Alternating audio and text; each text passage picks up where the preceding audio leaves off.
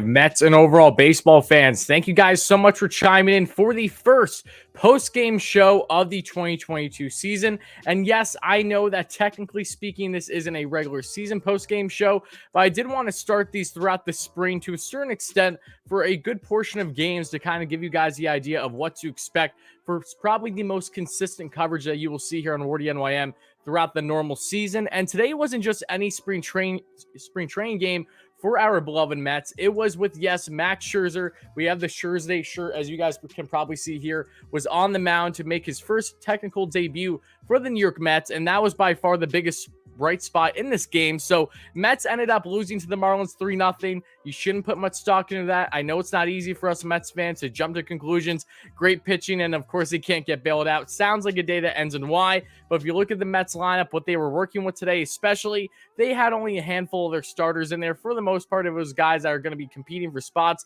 on the roster, and also guys that are still have yet their way to actually hit the MLB, and probably won't even hit the MLB this season. So played again, too. I'll be sharing my quick analysis on what has transpired today in this 3-0 loss between the Miami Marlins and the New York Mets, what it means for the Mets going forward. How exactly did Max Scherzer look? Should we be happy? Should we be sad? How should we feel overall? And then I'll wrap things up by answering your questions like I normally do. But I want to thank everyone so much that's chiming in the live stream right now, or if you guys are watching in replay, regardless, I do appreciate it. We'll probably run this thing for around a half hour or so. That's how I like the time to be, at least for people watching in replay. If we go any longer than that, because I'm answering questions, then I'll probably just crop the segment shortly after going live, so that way it doesn't feel like it's running on too much. But for everyone that's first chiming in the channel, again, this is WardyNYM. My name's Tyler, but you guys know me as Wardy. And this is the type of post-game coverage you guys are going to see on a pretty daily basis throughout the entirety of the season here on WardyNYM. So I hope you guys enjoy this. Please let me know your thoughts about the layout and everything. Again, this is just the first results. I'll be adding and doing a lot more things as we get closer to the season.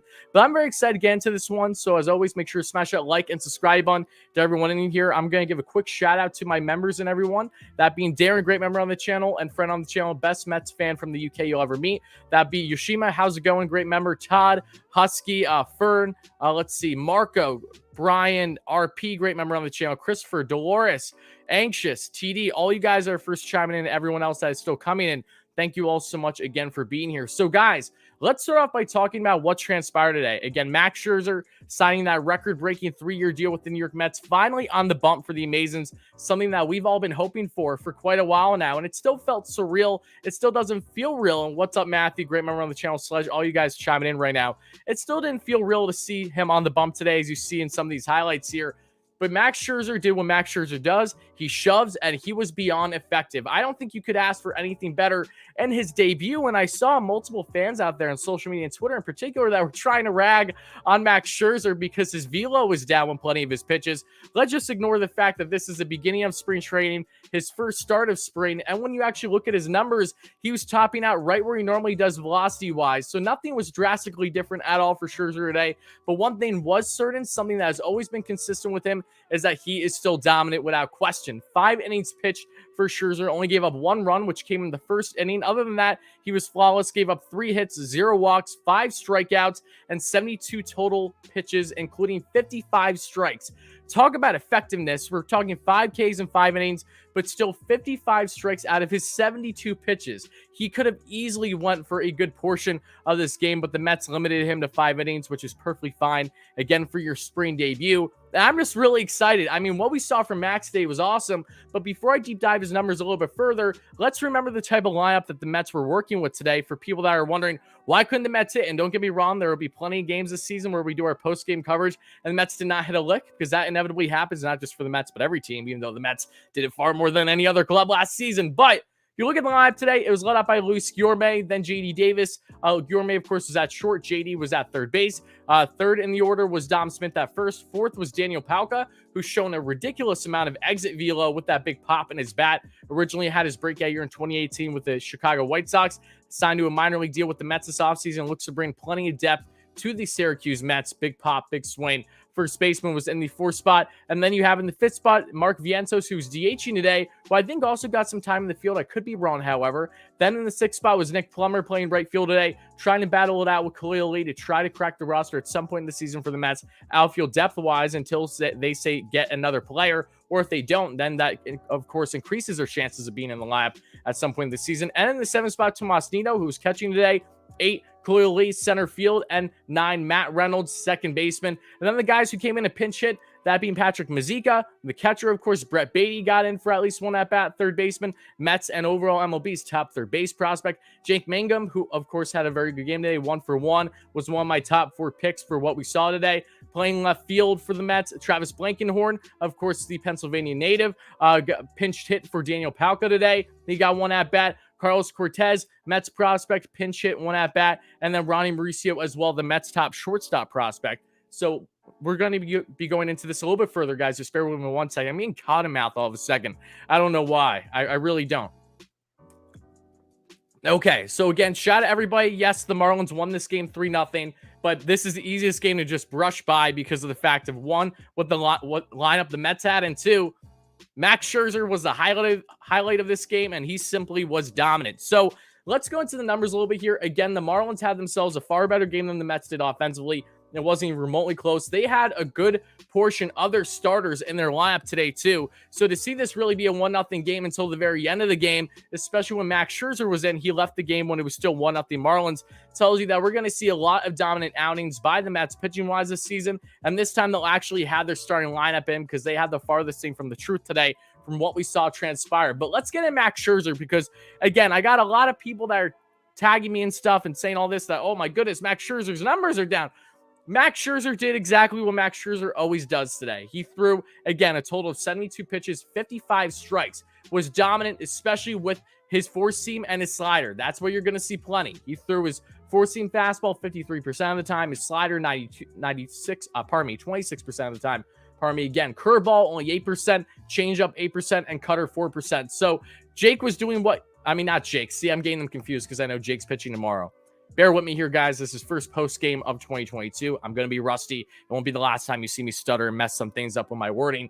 But either way, was very heavy with the four seam and the slider. And what we saw, what did Max do today? He topped out right around 97 miles per hour on his fastball, which is expected. Normally, Max is looming right around 94, 95 miles per hour. The lowest he was today was 91 miles per hour. But again, should not be concerned whatsoever with how effective he was today. 1, and 2, it's the first game of spring training. I think it's kind of foolish to expect Max to go out there and quite literally have exactly what you're going to expect opening day, when he's going to be pitching the second day, at least in DC, but still was filthy, 97.7 miles per hour. So basically 88 is what he topped out with his slider. The minimum there was 83 miles per hour. Then, of course, the curveball topped out at 77, and the least he was at was around 74. Then changeup, 84, just under 84.5 miles per hour is where he topped out, and the minimum there was right around 83 miles per hour. And the cutter, 90 miles per hour is where he topped out and sat the lowest at really 89. So pretty consistent all around. I loved what I saw from Scherzer today. Again, it still felt surreal to see someone like Max Scherzer in a New York Mets uniform, but also be dominant. It hasn't kicked in yet. I know it hasn't kicked in for many of you Mets and overall baseball fans out there. I don't think it really is going to kick in until we see Max officially pitching a game for the New York Mets. I fully intend to be at his first game against the Washington Nationals. That'll be, I believe, April 8th. That Friday, April 8th or April 9th. I think it's April 8th. But overall, my quick takeaway out of this game was not bothered whatsoever. Max Scherzer did what he does. He was simply dominant in this one, and you should not put any stock whatsoever into the, fluctuation of his velo on his fastball. What he topped out at and what he averaged at was right around what is normal for him. And again, right now, the year average for him is 94.3 miles per hour. Today, he averaged, 94.3, yes. And what he averaged today was 93.6. So right around a mile per hour off. Again, would not be concerned about that whatsoever. I already got people in the chat complaining about a dead arm and all these things, people that aren't paying attention.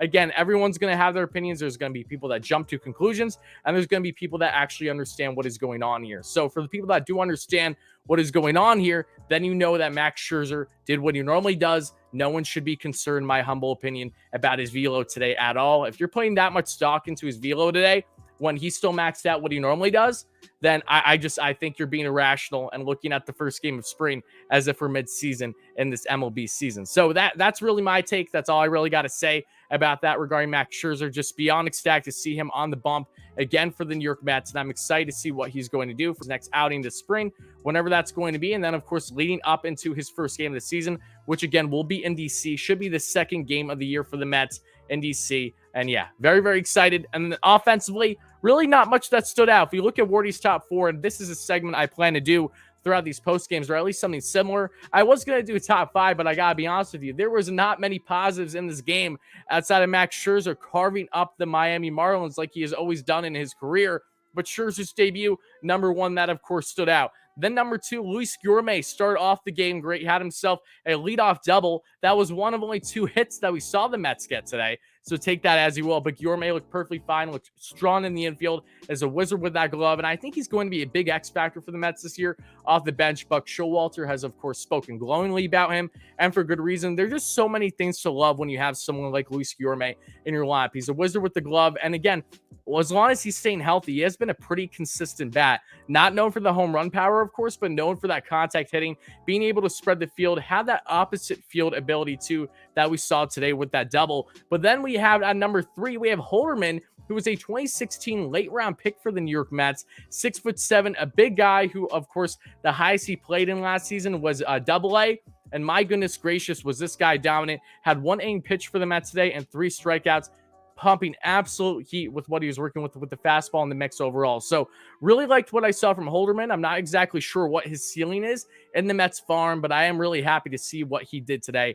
That was quite awesome. And then number 4 I have is Jake Mangum. He came in to pinch hit and was playing in left field, was 1 for 1 today. And again, if you come in, pinch hit, and you get a hit today when the Mets only have 2 hits, then automatically you're in my top 4, because we did not get anything outside of that. Dom Smith did not get a hit today after really balling out his previous 2 spring training games, at least in the sim game against Max Scherzer, where he had 2 home runs. And then yesterday, at the time of recording this, where he had himself another home run. A bunch of guys have been doing solid offensively so far in spring, but Dom today just couldn't hit a lick. Miami had some very good pitching going. And again, Mets really didn't have any starters in their lineup outside of really Dom Smith. Dom is the only one that's a starter for the Mets that's expected to be in the Mets starting lineup, probably as a DH if he's going to start anywhere. JD Davis is expected to come off the bench / DH as of now throughout the season, assuming he's not dealt. Luis Gourmet, same thing, coming off the bench. So Mets really didn't have any of their starters for the most part today, and it was still a dominant pitching performance, something that I fully expect we see a lot of this season. So with that being said, folks, I'm going to be getting into answering plenty of your questions here shortly, but I do want to thank everyone so much again that have been chiming in the live stream. Again, this is the first of numerous post-game live streams you guys are going to see on WardyNYM. So what you will see is shortly after every single game this season, at least during the week. The weekend is where that might become a little bit of a problem given my current schedule, but especially during the week, I'll be giving you guys consistent post-game coverage. We will be picking select days throughout each week, maybe 1 or 2 games that I'll be doing in-game live streams for, which you guys know more than anything else from last season, where I share in-game commentary and we react live as things happen. But the bulk of the coverage that you will see on the channel live stream wise throughout the season, outside of course, doing miscellaneous topics and doing individual videos on individual players, their performances, news, rumors, whatever it may be, is post-game live streams. And you can either be watching this, of course, on live or on replay. Wherever you're watching it, again, is always appreciated. So again, thank you guys all so much for being here. Really do appreciate it. Make sure to smash that like and subscribe button. If we could get the live stream to, 100 plus likes by the end of the live stream, that would really be appreciated. Because again, this won't be a prolonged one. So I know a lot of you guys, the majority are probably going to watch this on replay. But in a nutshell, there really isn't much more to say on this game other than that. I would just like to look at Colin Holderman a little further, because I was really impressed by what I saw from him today for the 2016 9th round pick for the New York Mets, 280th overall, 6'7", 240, right-hander, 26 years of age, just absolutely pumped gas. And in 11 games played last year, splitting time on multiple teams in the minors, had a 3.26 ERA and just under 20 innings pitched and 20 strikeouts and a sub-1 whip. So I was very impressed by Holderman today. I'm excited to see what he's going to bring more of.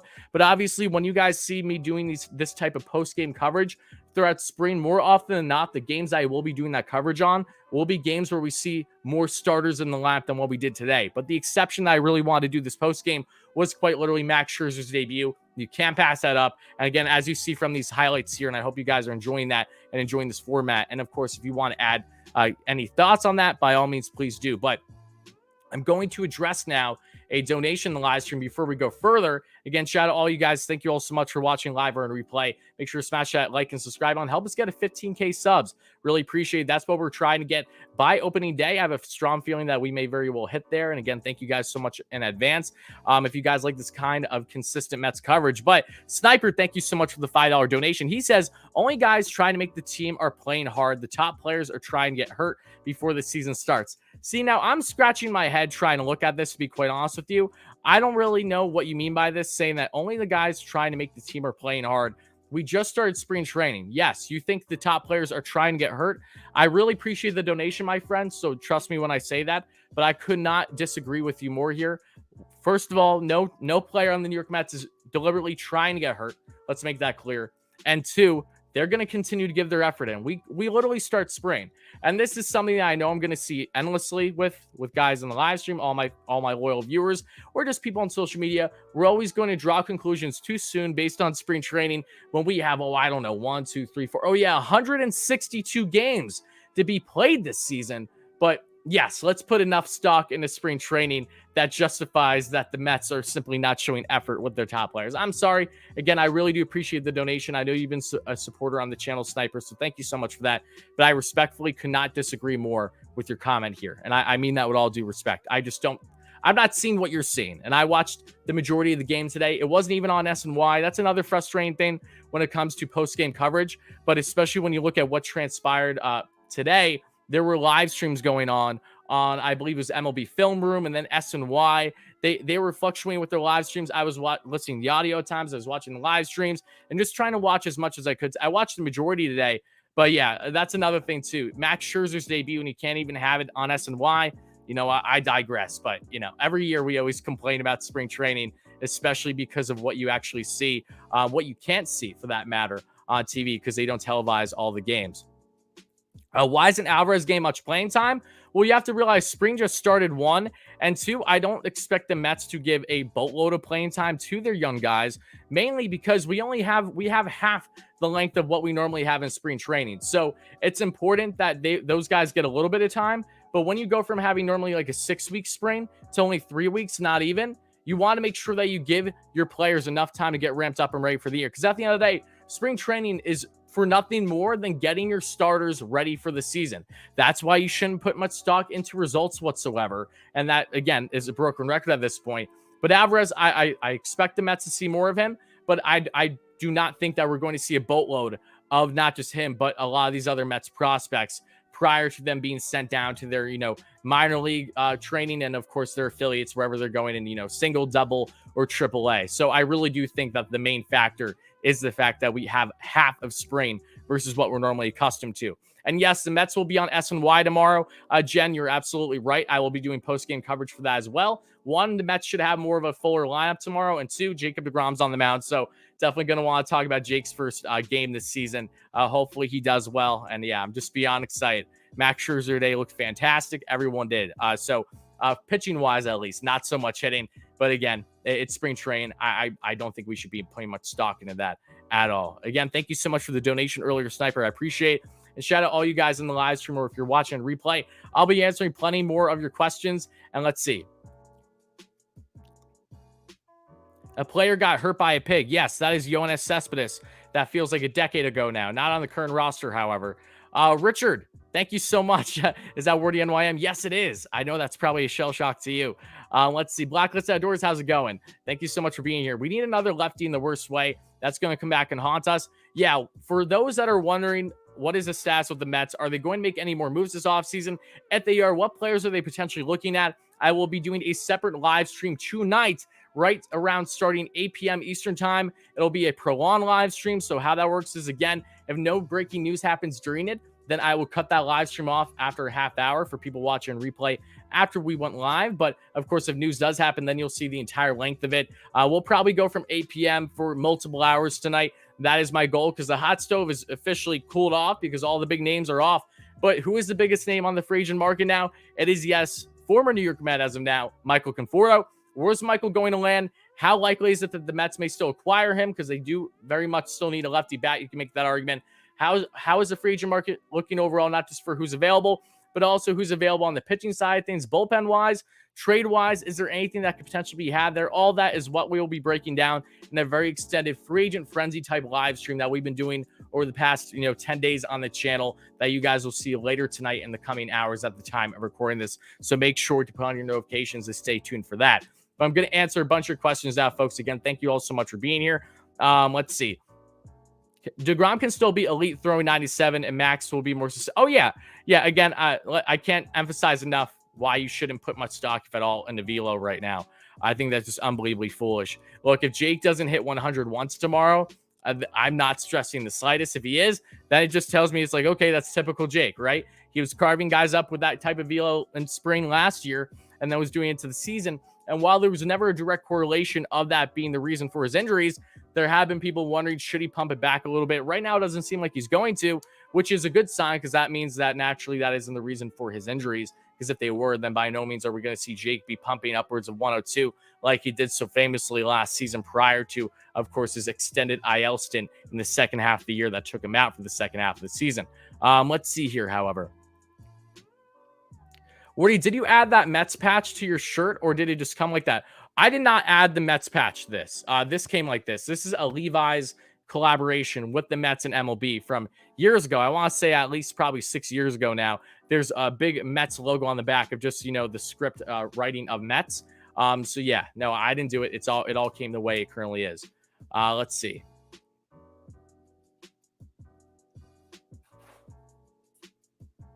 And Timbos, thank you. I appreciate that. Just going through your comments right now, everybody. No need to apologize for coming in late. Again, most of you guys are probably going to be watching this on replay. That's perfectly fine. Conforto is salty AF. I don't think he wants to be Met anymore. It wouldn't surprise me in the slightest if Conforto doesn't come back to the Mets. But if he doesn't, I think it'll be more so because of, one, role, and two, term. I don't see the Mets landing Conforto for more than a very short-term deal. Like 1, maybe 2 years with an opt-out. And if you do that, you have to guarantee him that he's playing every day. Because something that I have been mistaken of, and I'll leave it at this when talking about free agency stuff, because I want to talk about that and what is meant for in the live stream later, is that Conforto obviously will not come here if he's not playing every day and having a significant role. So the Mets would, one, need to lock him up on the deal that they feel comfortable with, and so does he. Shorter term, because the whole reason why they weren't planning to bring him back was because of a longer term deal that he's looking for. And two, making sure that he's a starter in right field or at DH, one of those two. So again, still very much up in the air where Conforto is going to land, but we will talk extensively about that later today. My day's been awesome. Thank you so much for asking. I hope the same for you. And again, no concern, not bother whatsoever that the Mets lost today. I could quite literally care less about any games that the Mets lose in spring training. All I care about is who performed, how are they looking overall, especially with getting their feet wet. These are the first couple games of the year.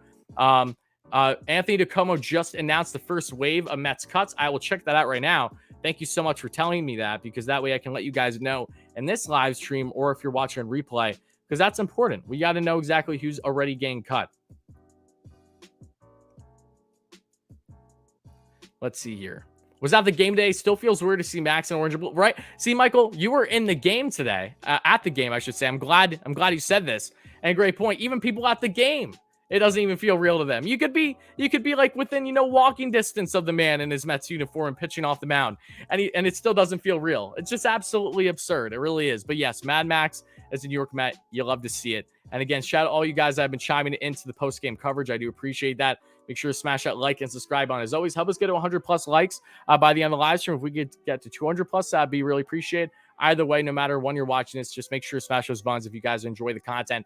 And if you guys are looking forward to more post-game coverage like this. And what I would really appreciate, everyone that's watching the live stream, let me know in the chat right now, do you guys like the current format and the style of doing post-game coverage? Is this something that you guys will be looking forward to throughout the season, not just with me, but also with having special guests on for numerous post games? If this is something that you guys like, please make sure to let me know, because like I said, this is something that we will be doing heavily throughout the entirety of the Mets season. Just let me know your thoughts here in the live stream in the chat. But let's check out Anthony DeComo. Okay, the first wave of cuts for the Mets are as follows. Okay, so this tells you that, yes, there are some guys that maybe you would wonder are going to be trying to crack a roster spot for the Mets. It's not happening right now. Travis Blankenhorn was sent down for the first cut of the Mets. That means that they're not to be with the Mets this year, but they're, of course, still in the organization. They'll go to their respective leagues. Ronnie Mauricio was cut today. Mark Vientos, Khalil Lee, Nick Plummer, Patrick Mazika Magic, as we love to call him, and Jose Buto, who also did pitch today for the Mets and gave up a 2-run score, but they weren't earned runs. They were unearned. He pitched today for the Amazons, and now he's sent down. So the team has 51 players left in camp. So Nick Plummer, Khalil Lee, and I think what this tells me, too, from what I know some of you guys were asking, that means that we will see a little bit more of a Francisco Alvarez for at least a game or two, I'd imagine, in spring before he's sent down, because we want to see a little bit more of him. And we'll see more of course, the Mets starters. And I think a good guy to keep an eye on, too, who had a very good first game with the Mets in spring, was that being in Travis, who was playing the outfield. Really, really excited to see what Travis Jankowski is going to bring. Has a great glove, ridiculous speed, and one of the faster players in the league. And from Stony Brook, he is, I believe, a Scranton native, if I'm not mistaken. He grew up in PA, not far from me at all, personally, and of course went to Stony Brook for school. So yeah, I'm curious what Travis is going to bring and how much more time he's going to get for the Mets, and how significant of a possibility does he have to crack the Mets bench or not, should they say land another piece. Let's see. This means Jankowski right now is a fourth outfielder. As things stand, yes, Jankowski is a fourth outfielder if you're not including Dom Smith. And I don't want to include Dom, mainly because of the fact that Dom can't play defense. Love Dom. Love that he's healthy. I'm so happy that I got everything repaired, with his shoulder and all that stuff. But I do not want that guy playing defense. If he's going to play, I want him at DH. And I think we can probably agree there for the most part. But Kyle, thank you so much for the donation. I really appreciate that. Matt Max looks great. He's going to be a force. Yes, he is. And Kyle, thank you so much for the donation. Good luck to your Blue Jays this year. I know that you guys are pretty pumped up with Chapman, who just had a home run. I think it was yesterday in spring, right away against the Phillies. So happy for you. I feel the same way coming the other way. So Kyle, thank you so much for the donation. Let's see here, going throughout the live stream chat right now for you guys. Let's see. I was looking at Canna, as numbers are worse than Conforto. Correct me if I'm wrong. Canna's numbers are actually in certain ways better than Conforto's. And what I mean by that is, if you look at Canna's advanced numbers, he has actually been one of the top outfielders in all the AL. We're talking right up there with the likes of Mike Trout when it comes to WAR, when it comes to his advanced numbers, his on-base potential, what he has done throughout his career, his plate appearances. Mark Canna, I will say, doesn't have the ceiling that Michael Conforto does. Michael Conforto is more of an impact player. He has more power in his bat and can spread the field a little bit better, I would imagine. But Canna is really quite literally no different than Brandon Nimmo, just doesn't have as high of a ceiling because he's already, in his mid-30s here. But Canna is a place setter through and through. He's a perfectly fine glove, can play all over the outfield, has better defensive versatility that you can argue than, say, Michael Conforto, and is someone that, again, you're just going to get on base a lot. He's going to be a place setter, and he's just such a pain in the, ass for opposing pitchers with his at-bats, because he gets a lot of playing appearances and he grinds them out a lot too. He's just one of those chippy guys that always has an edge to his game, and I think is going to do a great job for the Mets, either as the Mets starting outfielder in a platoon role, however they plan to utilize him.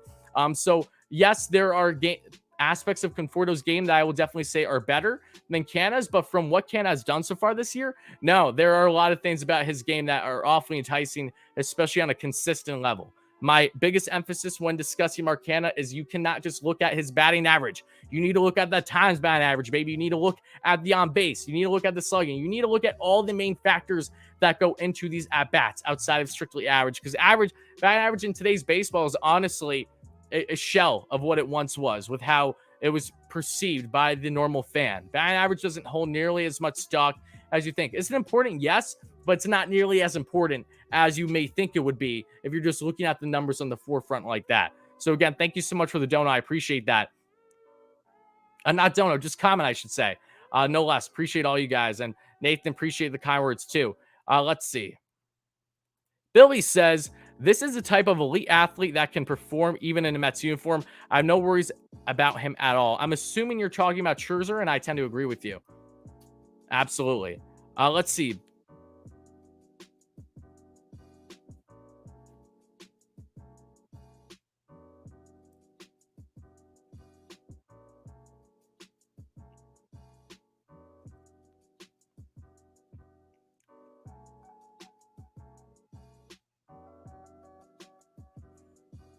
Hold on, folks. I'm just going through the chat right now. Let's see. Good question. Staying on the Marcana topic, says Anthony. Hey, what's up, Wordy? How's it going, my friend? How different is Canna's glove and arm in right field compared to Conforto? I feel like he's slightly worse. From what I've seen, I do think that Conforto has a better arm than Canna. Canna doesn't have a bad arm at all, but Conforto is criminally underrated defensively. He does have, I think he's deserved a Gold Glove at this point in his career.